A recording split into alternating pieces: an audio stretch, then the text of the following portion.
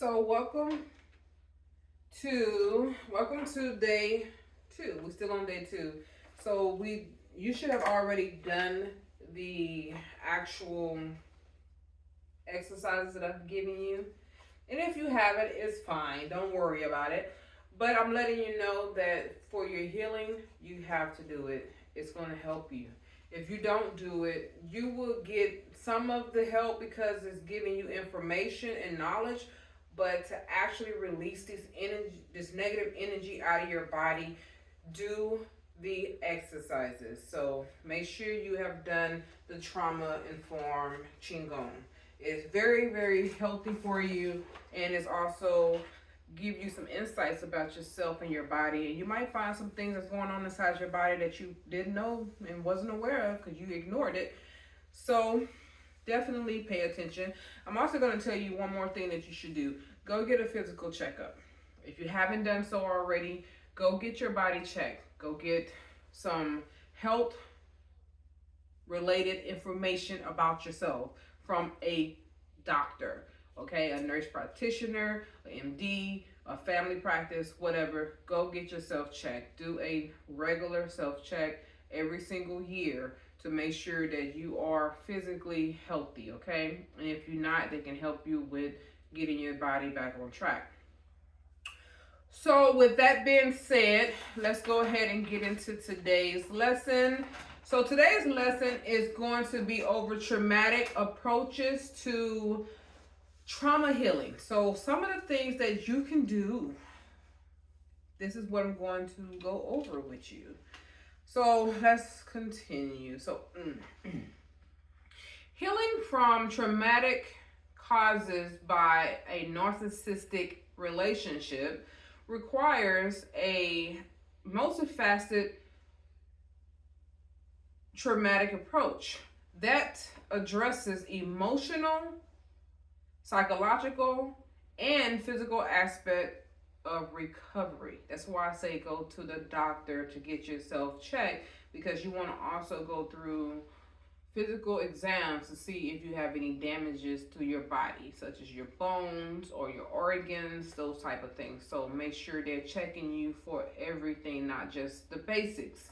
You want to make sure that your blood pressure is right. You want to make sure you're not diabetic, you're not hypertension.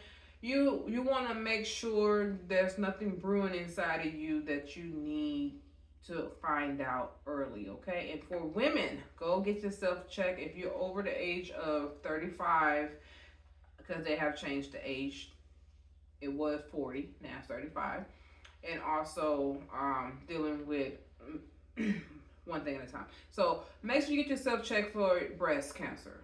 That's something you want to make sure you do, because you have to realize that cancer can come alive inside of you because of stress. So definitely get yourself checked for those areas. Also, colon cancer, if you are 45. Yes, I thought it was 50. I got myself my colon checked recently. Yes, I went and got that done. So make sure if you're over the age 45, you're 45 or older, go get your colon checked as well. And no, it's not pleasant because I hate the taste of that stuff that I had to drink, but it is definitely worth it. I know you might say, well, I can do it through the mail. I don't like that way. I like actually going to the doctor, because when I went to the doctor to get my colon checked and everything, I had 2 pollens and they was able to remove them. Yes, they was benign, thank God, but they was able to remove them. So that's why I had chose to go in and drink that nasty stuff. So definitely do that. So here are several traumatic strategies that can be effective. So here's one. Psychotherapy. Did we talk about that already? Yeah, we did. And I want to talk about it more. So what is psychotherapy? It is talk therapy. You're talking. That's it.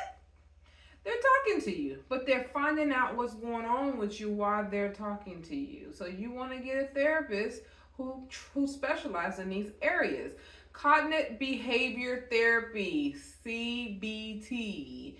And what that does? What do it do? It focus on, so the focus of CBT helps identify and change negative thought patterns and behaviors resulting from the trauma of the narcissistic relationships. What are some of the techniques? Cognitive reconstructing, exposure techniques. Exposure is exposed therapy. I'm trying to get the word out. Exposed therapy and developing coping strategies is what they do. They help you to develop coping strategies and as well as exposing what is bothering you so we can deal with the problem, okay? Not the symptom, but the actual problem. And of course, there is dialogical behavior therapy, DBT. So you got CBT, you got DBT. So what is DBT? It focuses on a particular DBT is particularly useful for managing intense emotions and developing interpersonal effectiveness. The techniques for this is mindfulness. I've been teaching you that. Also, distress tolerance, emotional regulation, and interpersonal effectiveness skills.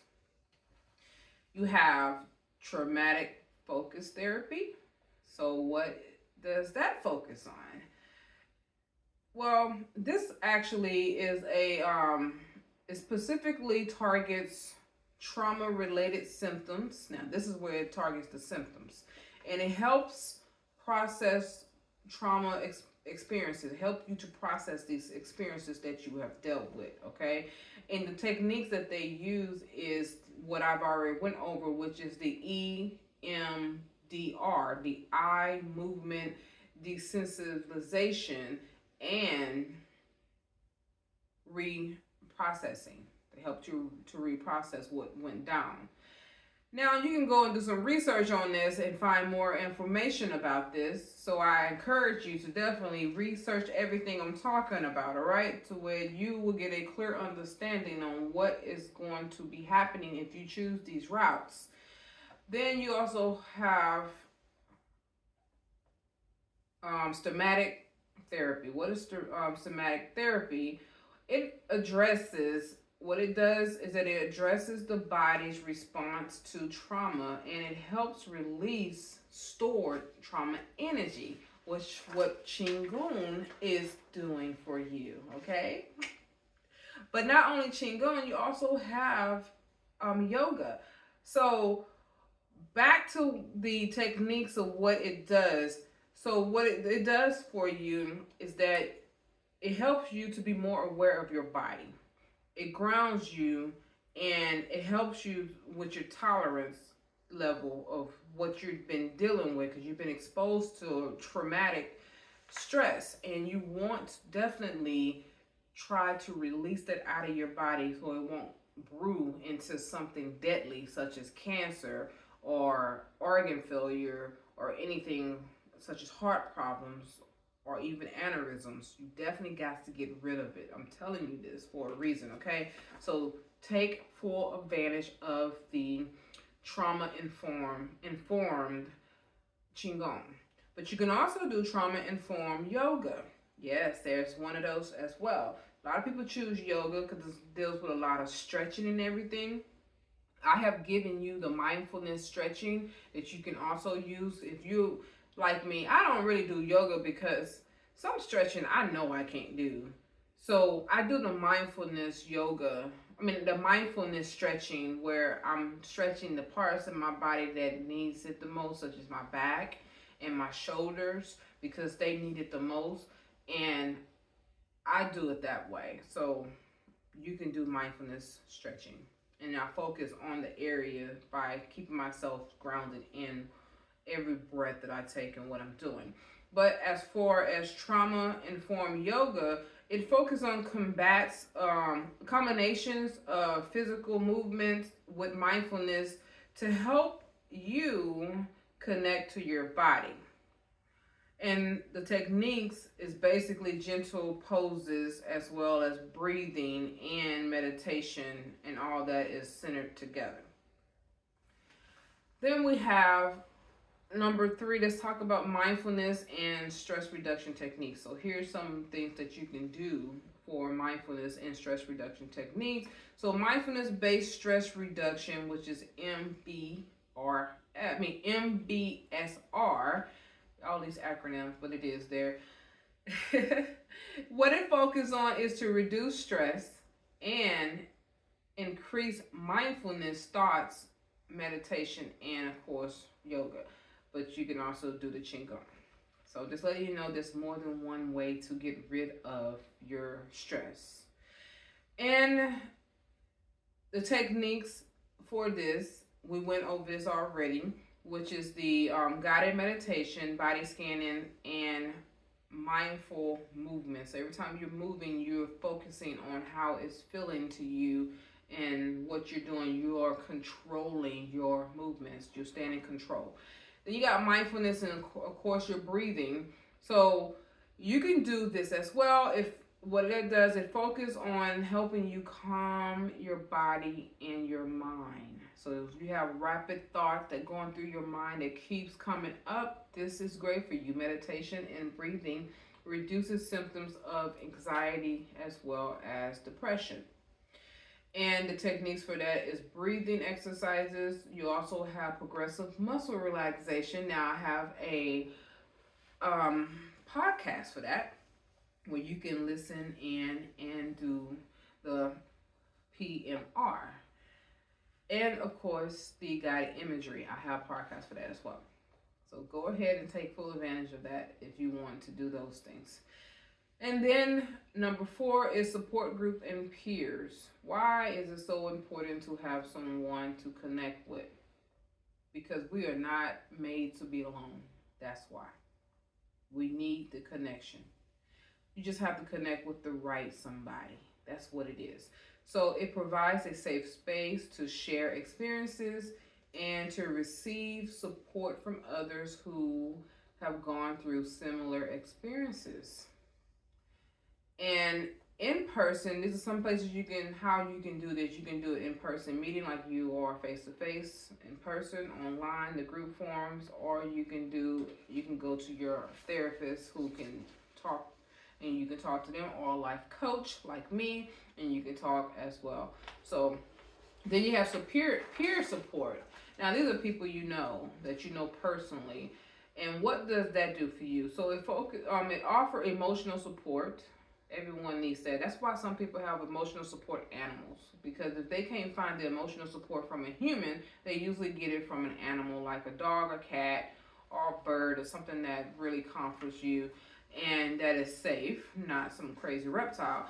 But you find that comfort support animal, and that could help you as well. If you can't find it in a human being, get you a puppy, get you a kitten, and love on it, and it will love on you back. All right.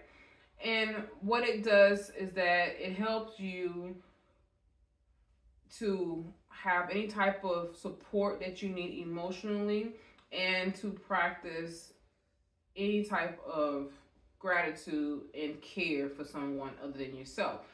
I had a dog. Oh my goodness. Her name was Lady. She was a mixed breed of a pit bull and American bulldog. Now, she chose me, and I say that because she came to me when I went, my ex-husband, my first husband, matter of fact, not the narcissist, but the one before him, he wanted to get a puppy, and he was like, hey, you want to get a puppy? I was like, yeah, let's get a puppy. So we went to this lady who had bred some puppies, and I walked up to this box full of puppies, and I kept looking at the puppies, and I was like, wow, they're just sleeping. And one woke up and saw me, and then she just came and started climbing out of the box, and she got out the box, and she came up to me, and she just started following me around. And I said, oh, this puppy likes me. And she's like, yeah, she chose you. And I said, oh, really? She's like, yeah, she's choosing you. And yes, she really did choose me. I'm going to tell you about this dog for a little while. I'm going to give you a little brief information about this dog. Her name was Lady. Now, this dog, when me and my husband got into an argument, now this time, she's a little older at this time, and not a puppy anymore. And she's about 2 years old. So I'm saying to myself, like, okay, this dog, she's great. I like her. She's smart. She's trained, all that good stuff. And me and my ex-husband got into an argument, and I'm telling you, when she came out of her little kennel, because she had a kennel, and I always left the door open. I never just made her go in it unless we needed her to. But she came out of her kennel and she walked out and she started barking at him, and she was like basically like two bitches arguing at my husband, because she was a girl dog, of course. And she was like, ah, and I was like, ah, and she like, ah, and he's like, what the world is going on here? You going off and she's going off. Oh no. So I'm ganged up on, and I remember that. But I remember this one particular time what really let me know that this dog was really good for me. Me and my ex was going through a separation, and I was contemplating what I was going to do, because he went out and he had a baby with somebody else. That's the reason why we divorced, because he had a baby with someone and I couldn't handle it. So I said to myself, okay, I'm crying and all this, and the dog kept coming up to me, licking my tears, and she was whining, doing all that. And I was like, move, kept trying to push her back, and she kept coming back to me and licking my tears. And then I come to realization that she was really comforting me. She was comforting me. I said, wow, she's really comforting me. Oh my goodness. Like, I didn't know at that particular time, I didn't really have that experience like that. So I was like, wow, they are good comfort animals. And so that's why I'm telling you, get you a nice comfort dog, and I'm telling you, you'll be surprised and amazed how much you fall in love with them and how much they fall in love with you and protect you.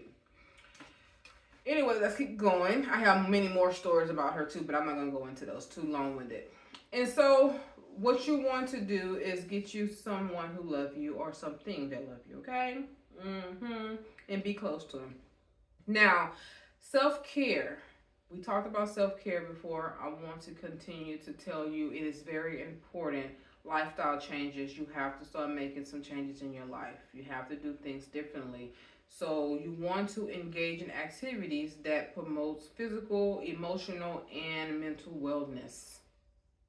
Have to do it. And you have what you can do. Here's some things that you can do, some activities. You can do regular exercises.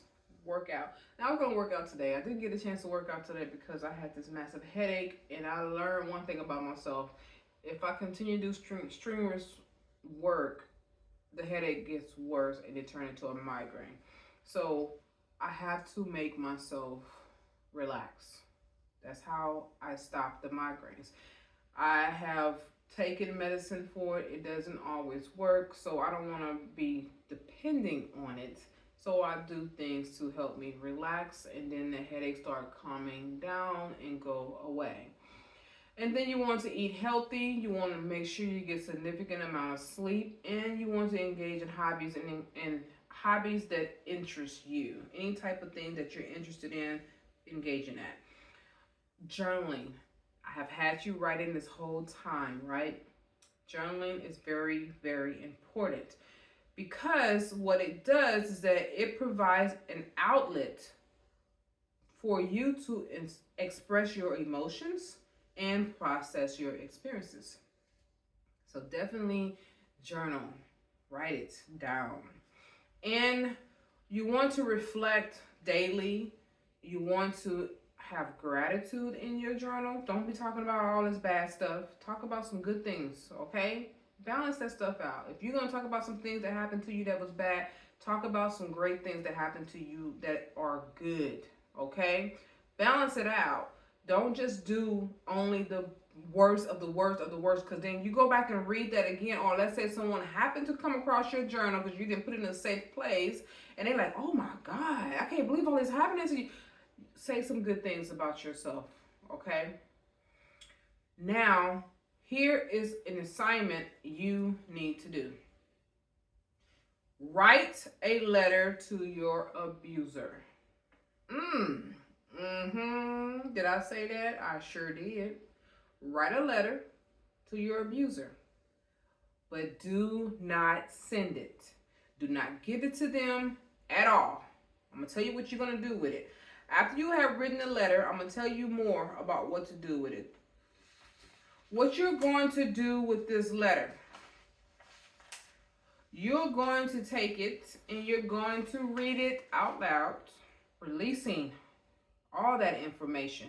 When you're writing, you're going to write about how you felt, what you wanted from them, what they did not give you and promise you, or what you thought you was going to get. Then you're also going to write about your feelings, how they made you feel, how you're feeling right now. And then you're going to show some compassion. Yes, show compassion. Because if it's all anger, it's not going to help you. You must show compassion because it softens you to a point where you can move on. All right? So what you're going to do after that, you're going to read it out loud. Then you're going to do the same thing that you did to the letter that you wrote to yourself for forgiveness. You're going to burn it. And you're going to release it. And when you burn it and release it, you're going to say goodbye to that relationship. Bye, bye, bye, bye. Okay? It's gone. It's over. We will never be again. No matter how he tries to come back, it will not happen. All right? You have put a seal and a stamp on that. I did that. Yes, I did. I did. And I'm going to tell you what happened after I did that. I felt so much better. I did. I felt like really, really great.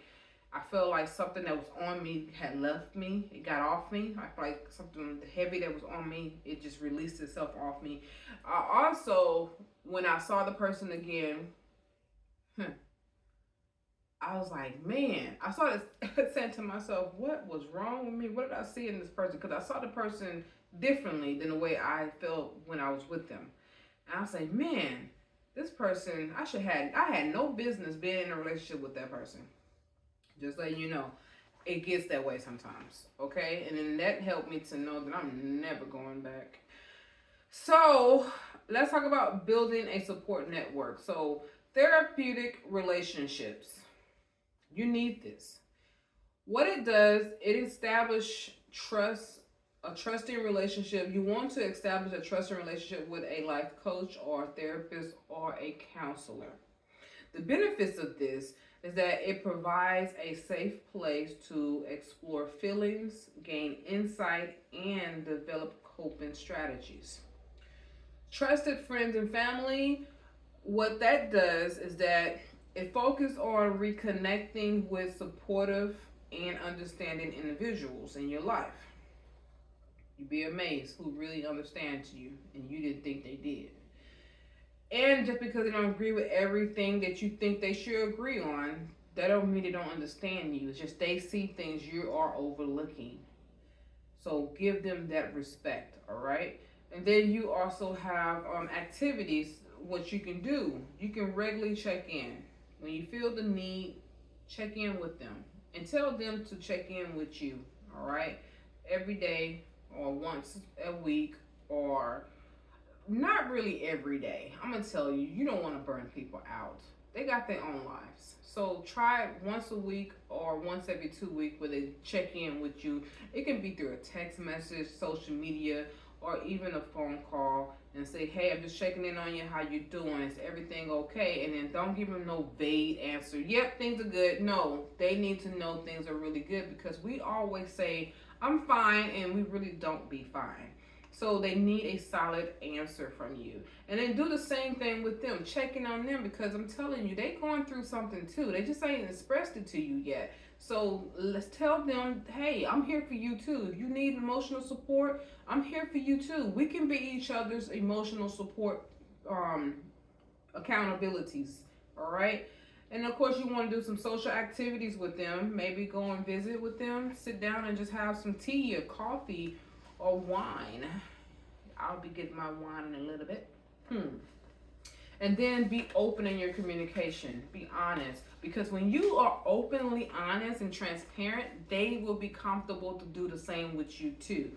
I'm talking about people who are not judgy. People who are not quick to judge, all right? That's what I'm talking about. Okay, so then you want to also, okay, there's legal and practical support that you can also have. So understanding your rights and your options is very important. what do you have the rights to? So when it comes to relationship involving domestic violence or even financial abuse, you definitely want to know your rights in that area, because if you have dealt with a narcissist who have ranked your credit up like mine did, you want to know what you can do. I talked about that in earlier videos where you could dispute with the credit bureaus, and Credit Karma is very good for that. Dispute all the things that you have on your credit, even if you know it came from you, dispute it anyway, because you'd be surprised what they take off. And then after that, you can work out a deal with what's left over to see if what you can do about that, okay? And if you can really prove that that's not yours, they will take it off. So just definitely try to dispute everything, no matter what. Just dispute, all right? So you want, if you can't afford a lawyer or anything, remember you have legal aid services that will help you for free or at a very low cost. If you have children, you want to consult with a family lawyer. And if you have dealt with domestic violence, get with some domestic violence advocate like organizations who can help you as well. And here in Houston, who do we have? We have the Houston Area Women's Center. They're good with that when it comes to domestic violence and stuff like that for women and children. So here's some practical steps for safety. I want to talk about some of these steps that you can take because you want to always keep yourself safe. So ensure your physical and emotional safety when leaving a narcissistic relationship. We talked about that already. Still make sure you're safe. You've been out of the relationship for a little while. Keep yourself safe. Keep your head on a swivel because you don't never know when that narcissist gonna pop back up. So you want to change up your routines and what you do, your routes, the way you go to work, the way you go to school, you take your children to school, do a different route. Sometimes you might want to, if you are still in the same home, you might want to not be home all the time. You might want to start switching up when you come home, what time you come home, and if you can, definitely make sure you get some security footage, some cameras, all those things, and some clear footage that's like 4K. They even got 5K now with visual. Making sure you got quality surveillance, okay? And get yourself a weapon to help you if you feel the need that you need to protect yourself in that way too. Because narcissists will go through this to the extreme when they're not getting their way. That's why you hear a lot about women getting killed and everything by their ex-husbands or boyfriends, because of how desperate the narcissists get in trying to gain control over you and get you back. So definitely protect yourself. You definitely have to do that. So you want to develop a safety plan and any type of financial security. Definitely make sure you have money put away to where you know that you can get to it quickly and safely. And let's talk about some outlets that you can do for therapy. Here's some outlets. Art therapy. If you like to draw or you never drew before, try it. Don't draw nasty, crazy stuff though. And I ain't talking about nasty like, sexual things. I'm talking about something with bloods and guts. Try to stay away from that. So you want to use creativity. You want to be creative and you want to use emotions. Express your emotions through your art by drawing, painting, or sculpturing, or even visual art, videos or whatever. And music, dancing. I told you I like to dance, so that's something that I put in here to make sure you understand. So use music or movements to process your trauma. Okay, you can express your trauma through your music, through your dancing as well. So listen to music or play instruments or even guided dancing and movement. If you don't know how to dance, you can take a tutorial on your dance moves and everything. So healing from the trauma of narcissistic relationships require a cohesive and personalized approach. It's not a one size fit all. That's why I gave you so many different techniques that you can actually choose from in this lesson. You don't have to do them all, but you can choose one or two or several, and figure out what works for you. So you want to combine any of these things, and what it does is that it can address the complex effects that a narcissist abuse, what it has done to you, and support you in a holistic healing. Working with a trained therapist, a life coach, building relationship from supportive networks, friends, trusted friends, and of course, engaging in self-care practices are crucial steps towards recovering and reclaiming your life. All right. So that ends today's lesson, and tomorrow is day 3, and we're going to talk about releasing guilt and shame. I already talked about how you can release by writing a letter. Now I want to talk about it in more detail, get real in depth about it, and why it's even there in the first place, okay? See you tomorrow.